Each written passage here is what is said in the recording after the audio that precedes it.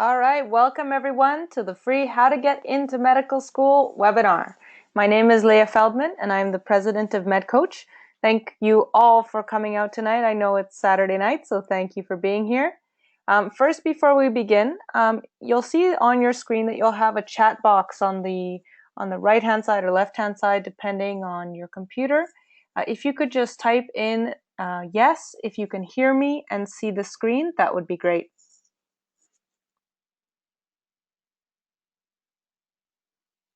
Perfect. So we have some new people here. We have some people who are already part of our courses and have taken some coaching sessions with us. So I hope that this information is useful to all of you. So who am I? Just more of an introduction. So I was, I have to erase my smiley face here. Hold on.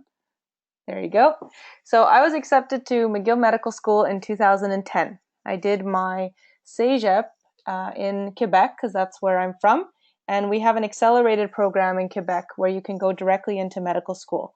And that's what I did. So I did a 5-year program in medical school instead of 4 years.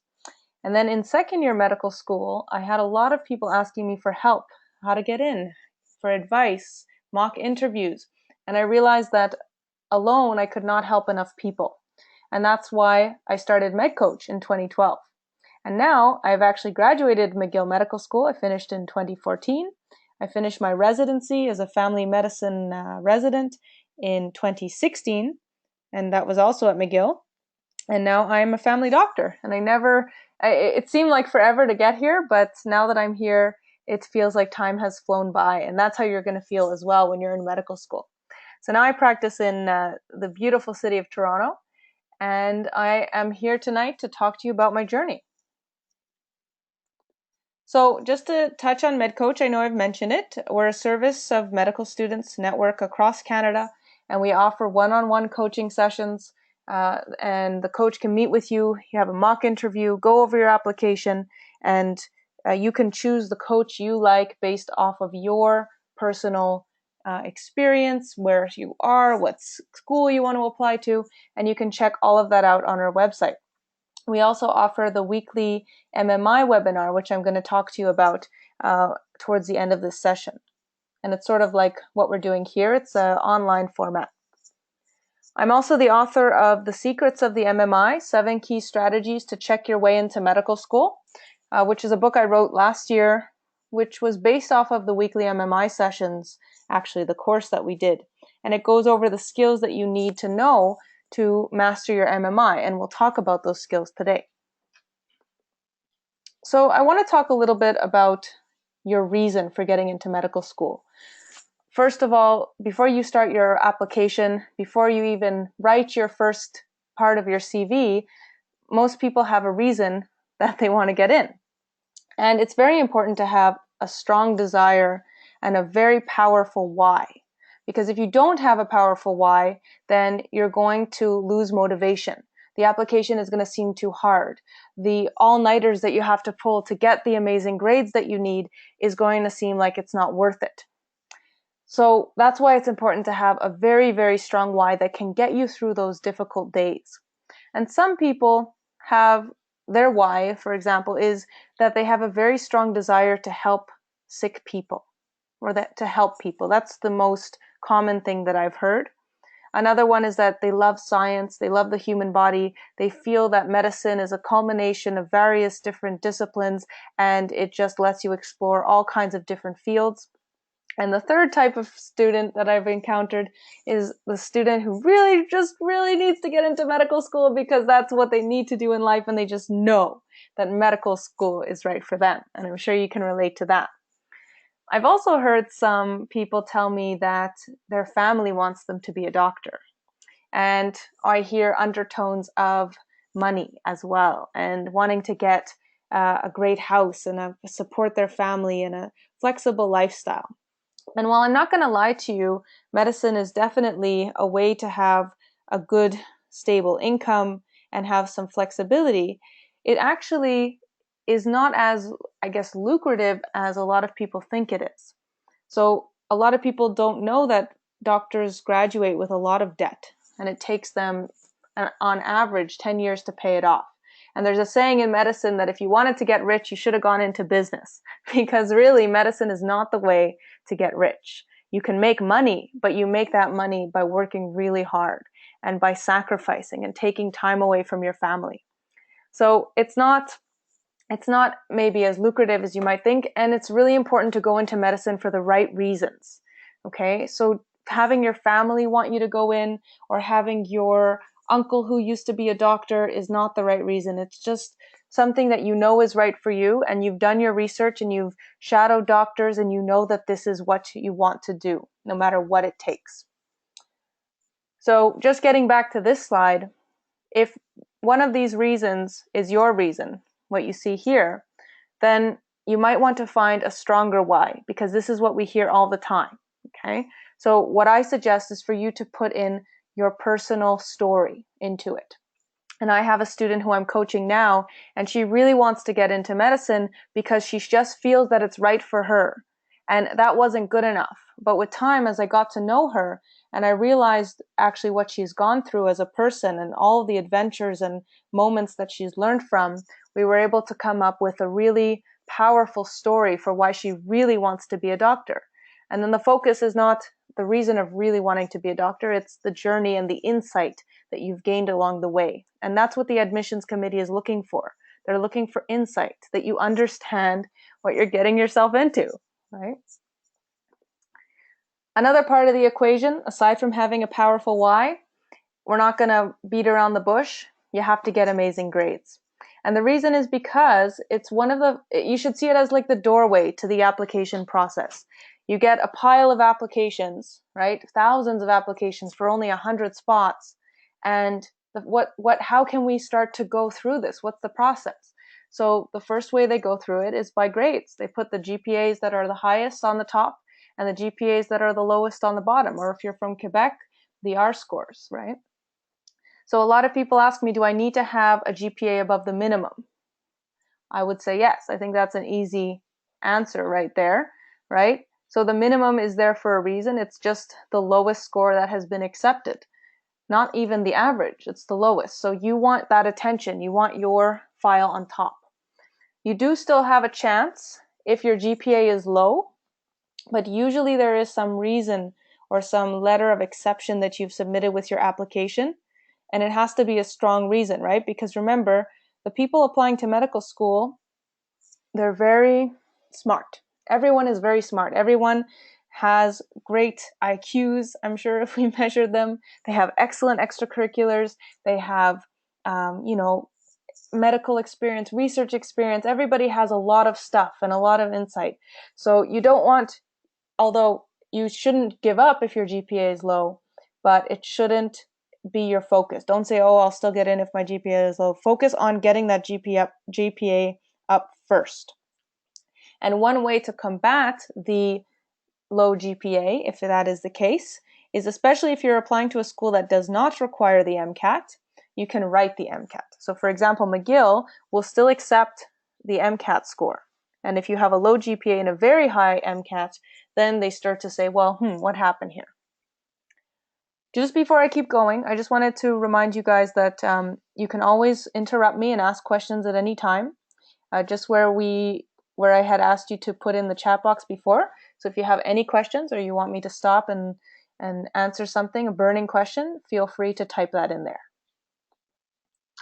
All right, so this is one of my favorite pictures because I feel it really represents medical school. I want you guys to understand what you're getting yourself into. And the reason I'm not trying to scare you, but trying to show you the truth is because I want you to feel that despite all of the horrible things you might hear, all of the work you might have to do, the desire is still strong to get in, because that's what is really important. So this is a representation of my first 2.5 years of medical school. I think looking back and looking at how many papers I threw out once we were finished, we went through about 10,000 double-sided printed papers. That's how much information we went through. And that was just notes, not to mention the anatomy books, the internal medicine books, all of the books we had to study for specific exams. So there's a ton of information. And that's why your GPA matters, because they want to know that you can handle studying a lot of information.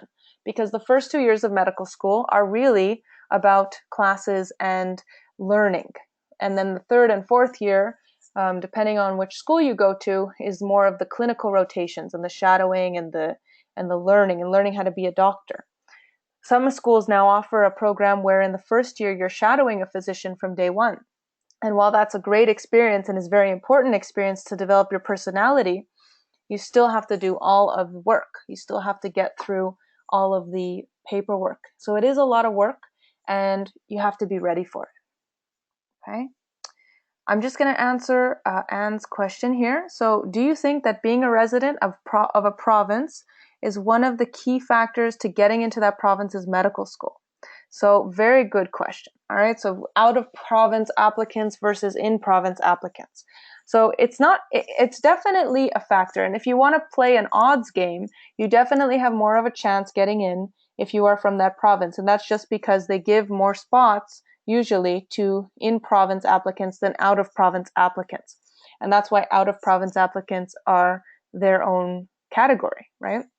So the way I tell people to look at it is not to look at how many spots you have. So let's say there's 100 spots in medical school and only 12 are out of province. You might say, oh, I only have 1 in 12 shot because I'm not from this province. I might as well not try. Okay? I feel that's the wrong attitude because you don't need 12 spots. You need 1 spot. And I don't want you to look at the quota or the amount of spots or the which province has what. You only need 1 spot, and that shouldn't be your focus. Your focus should be your grades and your extracurriculars and doing what you love because you love it, not because you think that there's no spot for you. So I understand that we're all scientists and we like to analyze the numbers and that makes us feel better. But in this case, I think it's going to make us feel worse. So why look at them, right? It's not going to change your chances. It's not going to change your GPA. It's not going to change your MCAT. So focus on what does matter. All right. Another thing I want to talk about is confidence. So confidence is very important. And the reason it's important is because when you build a relationship with a patient, you have a ton of trust from that patient. So I can tell a patient, right, tell me how much money you make in a month. And they'll tell me. They won't even think about it, right? Imagine going up to somebody on the street and asking them that question. They're going to think you're crazy. Or if I ask them, how many sexual partners have you had in the last year? They'll tell me in a heartbeat, right? But on the street, they'll be like, what? Get away from me, you weirdo, right? So trust is very important. And confidence is even more important because if you don't have confidence, people won't trust you, right? Imagine walking into a room and the doctor's like, I think this is how I take your blood pressure, but I'm not really sure. And I'm going to go check this number or something like that. So you're not going to be as confident with that doctor. You're going to say, well, are you sure you know what you're doing? Maybe I shouldn't talk to you. The reason I'm bringing this up is because when you go through your interviews, this is something that will be tested. This is something that they focus on. Because if you have the confidence now, right, as an applicant, then you will have confidence as a physician and you will exude confidence and therefore build a better relationship. Also, if you're confident in your why and your experiences and your extracurriculars and all that, your passion will show on your letter, in your CV. Differently than somebody who feels that they're out of place or they can't do it or it's not good enough. They won't try as hard. It won't be as passionate. It won't be as real. And you can really read the difference. As someone, I've been doing coaching for over 5 years, and you can really tell the difference between somebody who loves medicine and is confident about themselves versus somebody who just doesn't know and is not sure and doesn't know how to apply. You can really read the difference in their letter. So work on building your confidence. I want to talk some quick points about CVs and personal narratives. So on the MedCoach website, actually since last year, we've introduced our free resume guide, medical resume guide. And on there, you can go through a bunch of modules about how to tackle certain sections of your CV. So I recommend that you go on there if you're working on your CV right now in order to tackle that. So I'll give you a few pointers here. And the biggest one I have for you is numbers, numbers, numbers. So put tons of numbers on your CV. And I'll tell you why this is important. When we are, as doctors, in a critical situation, and I want you to write your answer now in the chat box. When we're in a critical situation, right, we don't have time, and there's 5 patients who come in, what's the first thing that we look at? Does anybody know?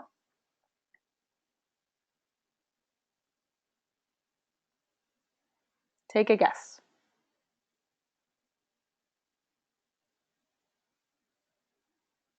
Okay, medical records.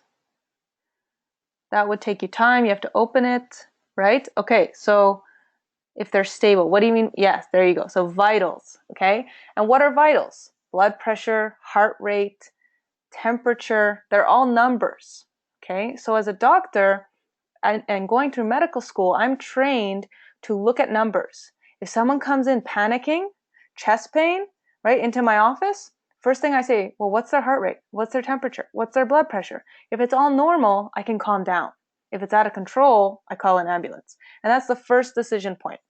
So as doctors, we're very good at pinpointing numbers. And on your CV, if you use the same language as doctors, then your CV will stand out more. So instead of saying, you tutored students in math, you could say tutored 5 students in math for a period of 5 weeks or 5 hours per week, and students achieved an average grade of 95% on their final exam. So that stands out a lot more. It tells me what you've done. It tells me that you're confident about what you've done. It tells me that you're good at what you've done. Okay? So numbers are very important to sprucing up your CV and making it stand out. Another thing about your CV, revise it often and revise it a lot, because your CV will change, your maturity will change, and you should start it as soon as possible. So if you're applying to medical school next year, you can probably fill out 80% of your CV right now. Some of it's going to change, some things will be added, but don't forget to keep going over it and start it as soon as possible. And the question that you should be answering,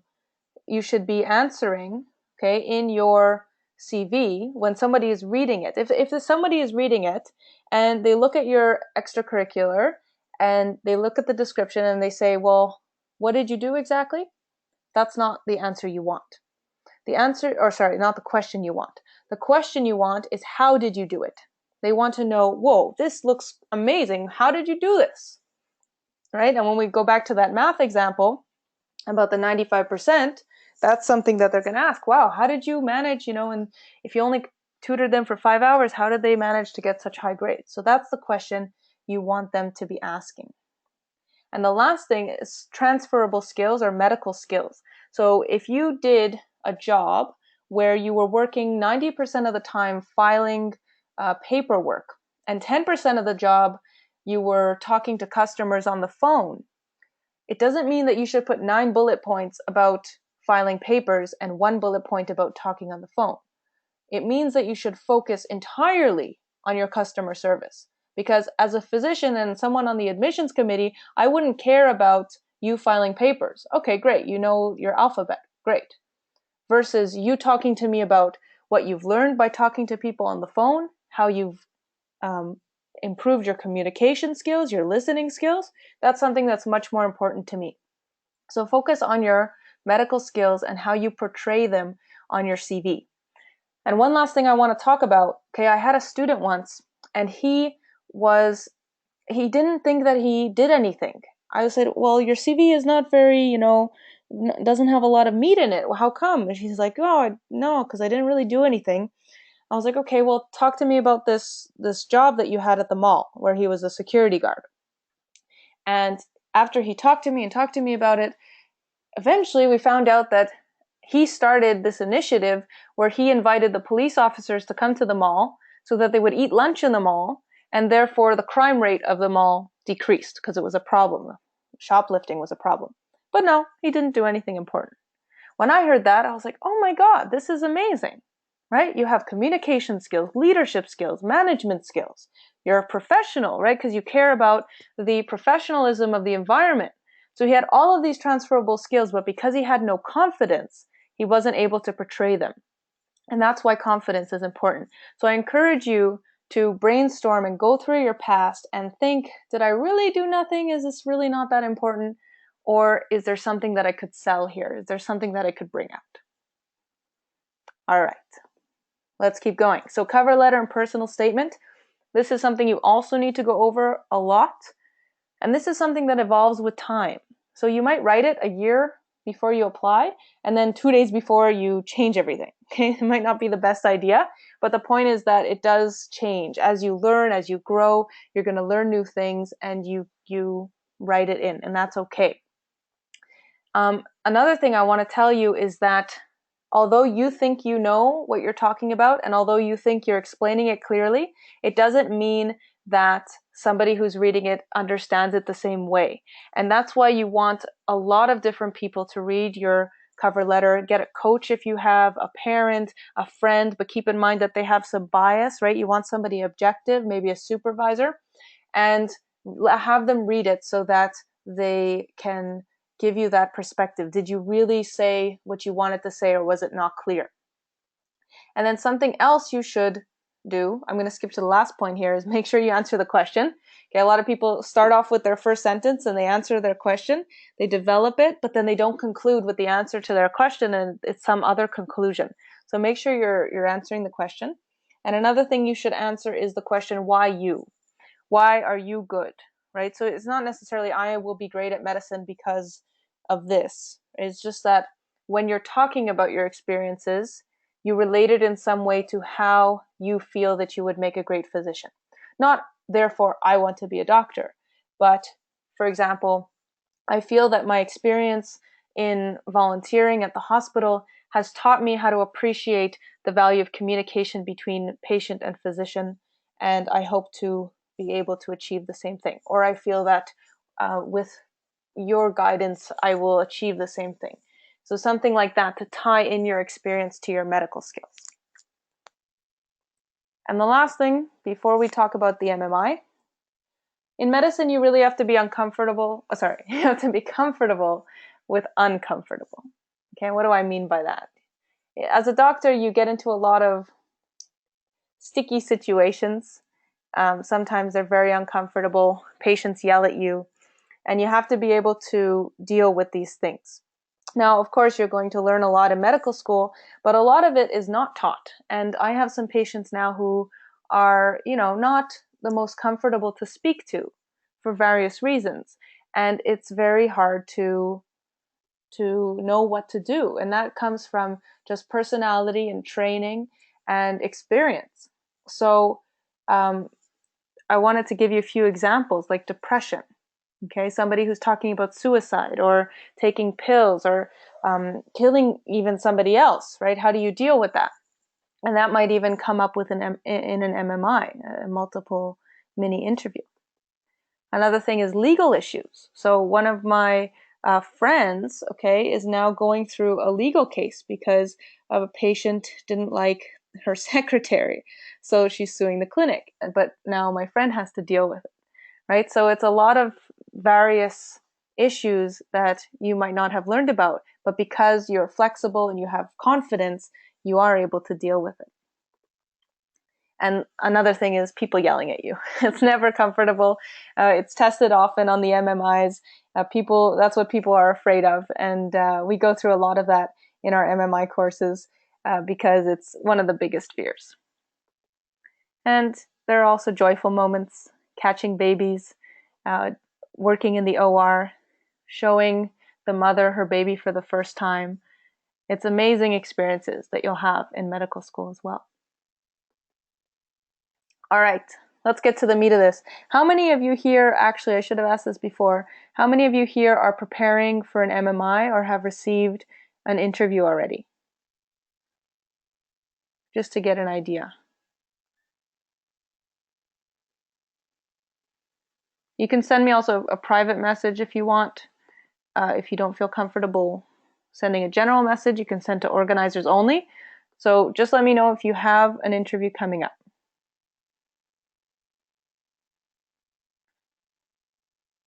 Okay, when you say preparing, I'm assuming you mean that you don't have an interview yet, but you're preparing to receive one shortly, and you're doing your due diligence in preparing early. So that is excellent.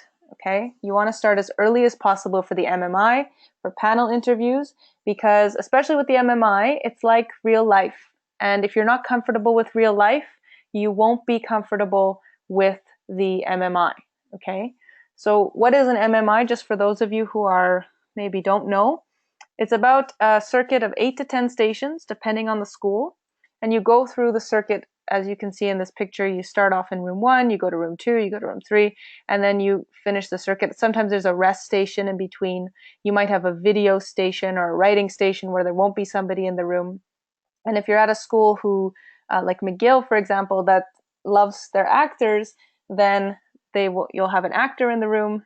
If you have a school who doesn't necessarily like actors or doesn't have the budget for actors, you might have a panel discussion, like a one-on-one discussion about a scenario. And usually when you're standing in front of the door, you have 2 minutes to read the scenario, and then the buzzer rings, and then you walk in. And then you get another buzzer before the end, and then you move to the next one. And you really don't have time to think about what you did wrong in the last station. You have to let it go and move on. And that's why flexibility is very important. Okay, there's different types of scenarios, which we'll talk about. And the question I have for you is, do you really feel ready for your MMI? Have you practiced enough? Have you done mock interviews? Are you feeling confident that this is just another day? And that's really how you have to feel. So on the day of my interview, I was in the mindset of, you know what? I feel great. I feel happy. If it goes my way, it goes my way. And if it doesn't go my way, then, I'll do something else. That was my mindset. Of course, I wanted to do well, but I was in this mode of, que sera, sera. I'll be myself. I'll do my best. And if it's the best I can do and it's not good enough, then so be it. And my friends who were very nervous are like, oh my God, what if they ask this? And what if they ask that? And like in that mindset of anxiety, they didn't do well and they didn't get in. So the people who were themselves and were comfortable with themselves and confident with themselves were the ones who got in. And that's how I want you to feel. I want you to practice until you're ready. I want you to hear about the MMI, think about the MMI, dream about the MMI, and picture yourself going through the MMI until it's no longer some weird black hole that you have no idea what it is. It's just everyday life. That's how you have to feel by the time you get to your interview. So let's talk about some myths. There's no right answer. You can't prepare for it. You need to have medical knowledge. So it's true that there's no right answer in that your answer might be different from somebody else and you'll both get in, but there's definitely a wrong answer, like red flags. Like if somebody comes in with depression and it says on the door, tell them about their diagnosis, and you say, oh, I'm sorry to hear that you have depression, but you have a diagnosis of this, right? And there's no communication about the depression, then that's a red flag. Or if you don't make eye contact, or if you don't speak clearly, or if you seem unconfident. So there's definitely things that you can improve on to make it a better answer. You definitely can prepare for it, and that's why we have coaches and we have our MMI class. And the last thing, you need to have medical knowledge. That it's actually a myth, right? Because I need to have medical knowledge. You don't. You need to have personality, communication skills, leadership skills, and the medical knowledge is not what they're testing because that's what you're going to learn in medical school. So although it's important to learn and read about medicine and understand the healthcare consequences of certain political actions, then, but aside from that, it's not really necessary to know what the dose of this medication is or the treatment for that, because that's what you're going to learn when you're in school. Some facts about the MMI. Definitely good practice makes perfect. I don't think it's enough to read books. So although I've written a book on the MMI, I still think it's important to practice. You really need that one-on-one, real objective feedback. I suggest that you read up on professional ethics, because that will give you an idea on how to make your answer more smart, how sounding confident, etc. Stress management is key. So remember, okay, I was a stressed person. I was really stressed back then. And I was, panicking and MMI coming up. And for me, learning more about it than just practicing is what made my stress decrease. And as I said on that day before and the day of, I was really just very calm. And that's how you have to be. So find a way to manage your stress before you get to the MMI so that it's gone by the time you get there. And they really take your skills for the MMI, they take time to develop. So it's great that you're starting now. Before you even know if you have an interview, you want to be preparing. Life is an MMI, and every time you are going to school, going to a party, ordering pizza on the phone, that can be an MMI. So just treat it that way and be aware of how you're speaking, your actions, your tone, and that's how you practice. Be flexible because things can change in a moment, as life does, right? So if you're not flexible and you're too focused on the past or what just happened and you can't get over it, you're not going to be able to do well. And of course, practice, practice, practice. So the MMI, just to give you a brief background, okay, this is something that I went over in my first session of the weekly MMI 2017 series that we're running now. It was a system introduced by McMaster because they really found that you cannot assess your performance in a standard interview, right? I ask you, tell me about yourself. Why are you a confident person? Do you have good communication skills? Of course, you're going to train for your answer and you're going to say yes. But if I put you in an actual test, an actual real life scenario, that's when your true nature will come out, okay? And since they tested it and studied it and found that it was so much better than the panel interviews, now it's adopted by many programs: physiotherapy, occupational therapy, dentistry, pharmacy even. Okay, so it's really becoming the new interview. And I wouldn't be surprised if even, programs like archaeology and accounting and all of the professions, basically, if interviews turned into an MMI. So before we move forward, Cyril, you asked a question. I have trouble structuring my ideas in my head before I speak. I feel like I want to say too many things at a time, but I don't know which to prioritize. So that's a great question. So it comes from practice, that kind of thinking. And you have to be flexible, as I said. You're going to have a ton of ideas, and you have to think quickly in order to say, well, this one is not as important, and I'm going to prioritize this one. And at some point, you might just have to say, well, I'm not sure, but I have to choose one. And you just choose it and you go with it and you don't look back. Okay. And it's about having the confidence to do that and say, it will be okay no matter what I choose, because they're all good ideas. I always have good ideas. So no matter what I choose, it will be okay and I can run with it. And that's the mindset you want to be in. And the other tip is take your time. Don't think that because you have 8 minutes, you have to rant as soon as you walk in the door. They give you 2 minutes to think. And there's nothing wrong with entering the room and saying, thank you so much for having me today. I would like to discuss this interview on the door. After thinking about it, I would like to just know if I could have maybe 1 more minute just to gather my thoughts. And they'll say, sure. They will very unlikely say no, unless it's an acting station, right? They're going to say, well, what are you talking about? We have to talk about this now. Okay, so take your time and don't be afraid to take pauses and to speak more slowly. Right? And it's hard to do because I speak fast, right? But if I try, I can speak more slowly. And if you didn't know that I was a fast talker, you would just assume that this is my regular speed. But as you know, I talk very fast. So you can change your speed, and it takes about a second for the words in your brain to make it to your mouth. That's motor reaction. So if you take that time, that extra time, it will be okay. I hope that answers your question. Okay, so we talked about this a little bit. It's a circuit.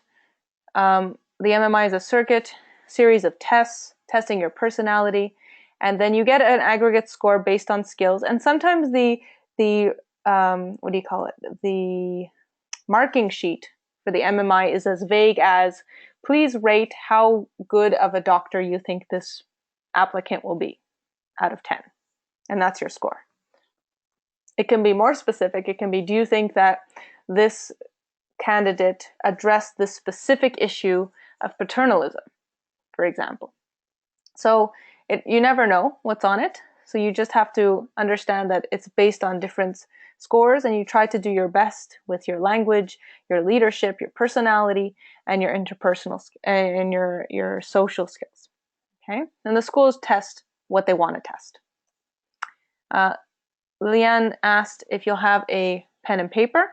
Some schools let you, some schools don't. So it's hard to know what it will be. All right, so how an MMI is made. Okay, usually it's made by the admissions committee. Sometimes they ask medical students to submit some stations, and they have to come up with a STEM. It's called a STEM. So whatever you see on the door, that's the STEM.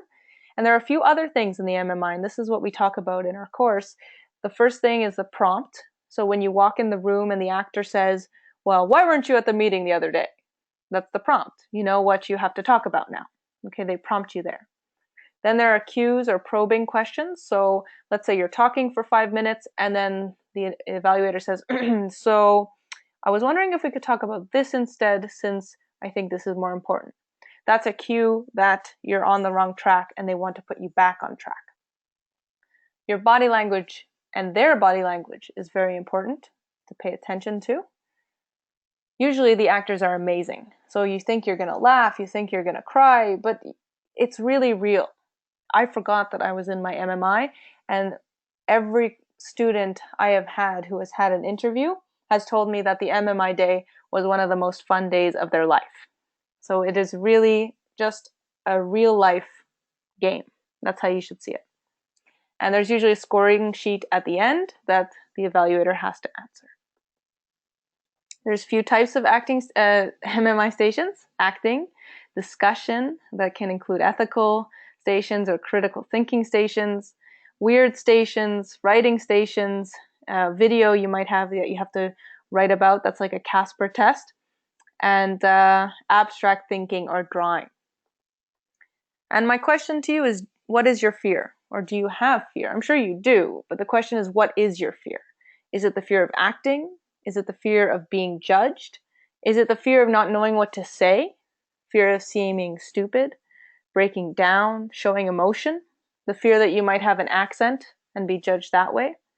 And I want you to identify your fear, because when you identify your fear, you can start working on it.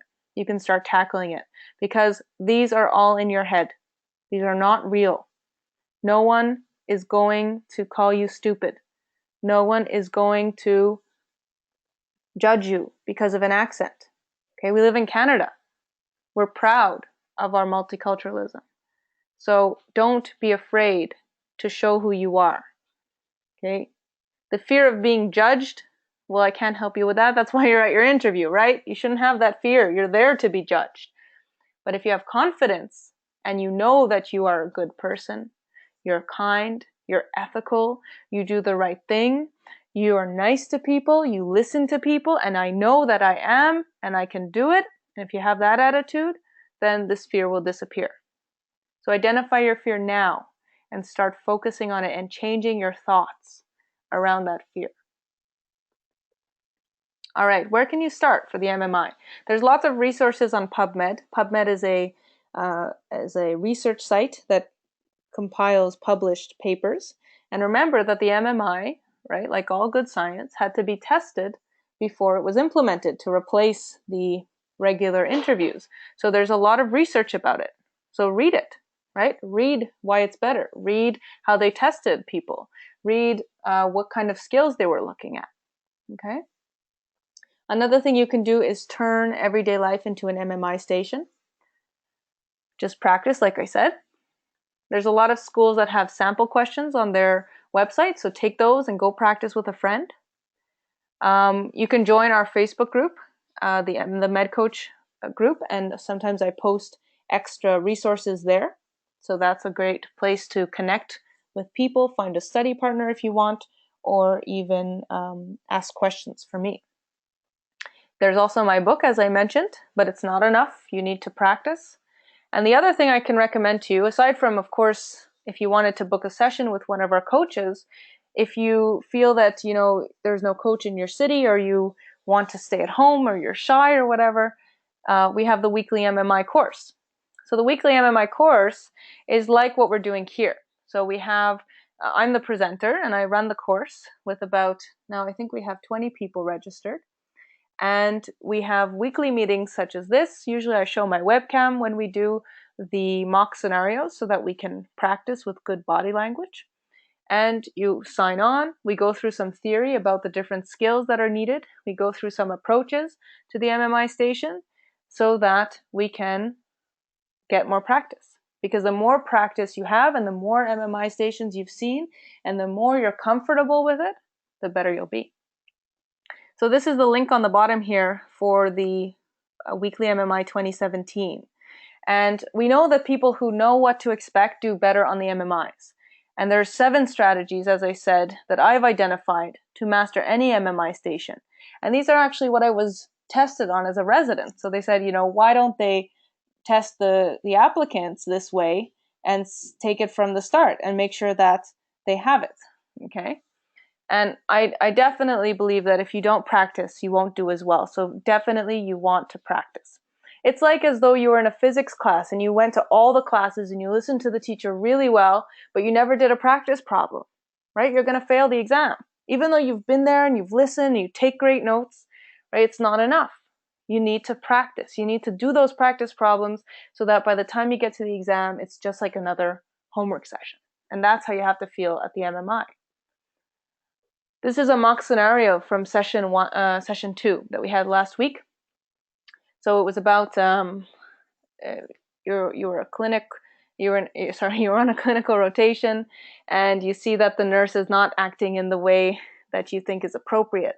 So we had a few volunteers that session, and they talked about how they would respond to the classmate, how it might affect the function of the team, and how it might affect patient safety. And then we had some students give feedback as well. So this is what we do during the weekly MMI sessions. The benefits of the session: you get tons of practice, so you can increase your confidence, and we talked about why that is important. You have access to an expert, so you have once you sign up, you have access to a special Facebook group where you can ask questions, and that question goes through me, and I also share it with the other coaches, so you get feedback. And you can catch your mistakes early so that you can practice to get them out of your regular routine. And also we keep them recorded. So just like this webinar will be recorded, we record all of our weekly MMI sessions so that you can go back and watch it again and again, and you can practice your MMIs for as long as you have until the interviews. We go through every single type of MMI scenario, so the list that you saw before, so that no matter what they throw at you, you know what to do. And again, it's all about confidence.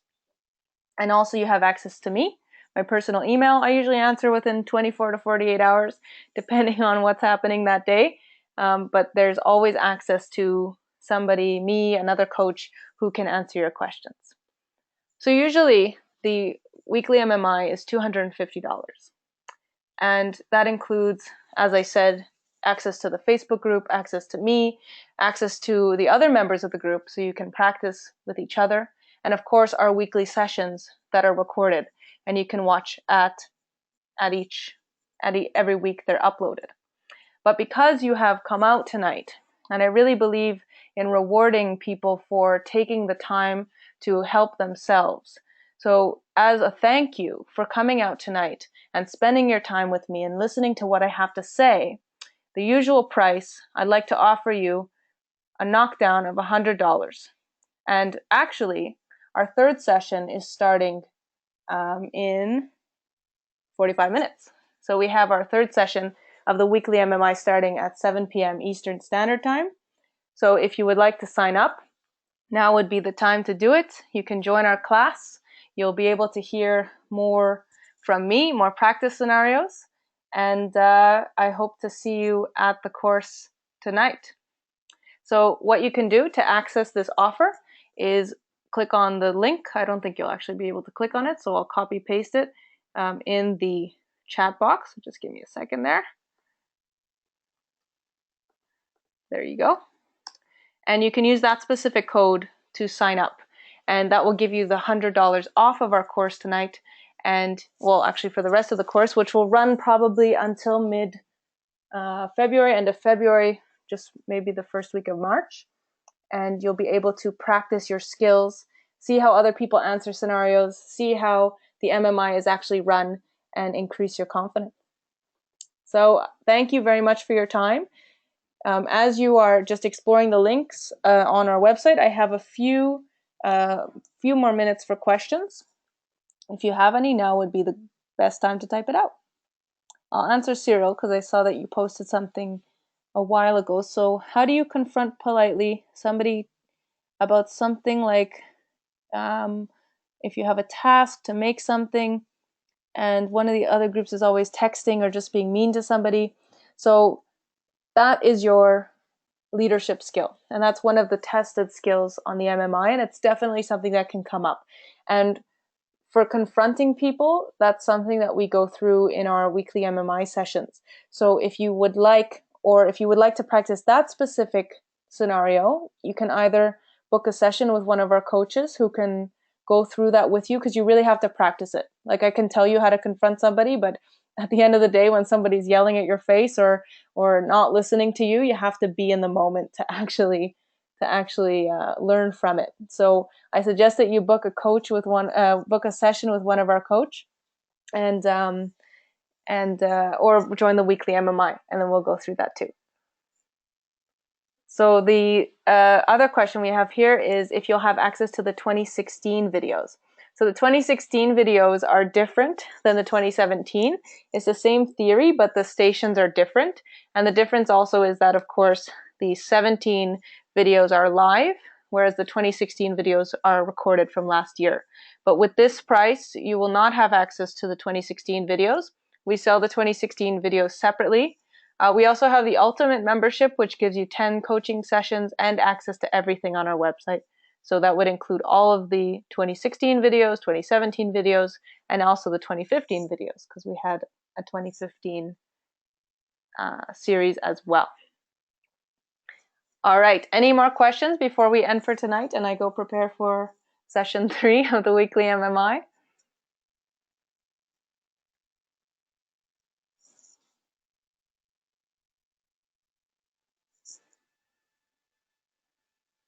So for the weekly MMI, the course that is on promotion tonight, we're on session 3, and we usually go to 8 or 9 sessions. So it's once a week. So you'll have 6 or 7 more. Plus you'll have access to the first 2 that were recorded. If you want to be in the course starting at 7, you'd need to sign up before so I can send you all the details and get the course. Karush, you asked if you get 2 classes and then switch. Yeah, you can do that. So if you want to book sessions and then switch to the Ultimate membership, we can do that, definitely.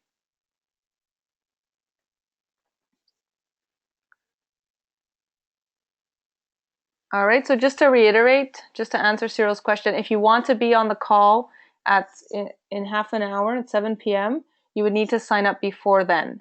Okay, so you can sign up on the website, check out with the code that was on the slide here.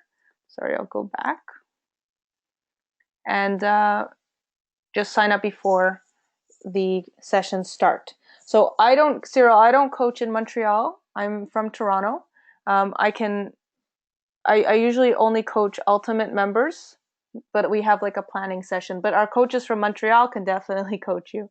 So if you go to our website and look at the tab on the top, you can sort the coaches by location, and then you can find all of our coaches in Montreal.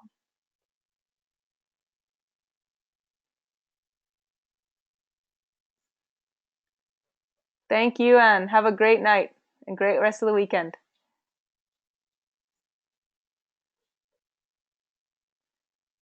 All right, guys, if there's any more questions, you can actually email me directly.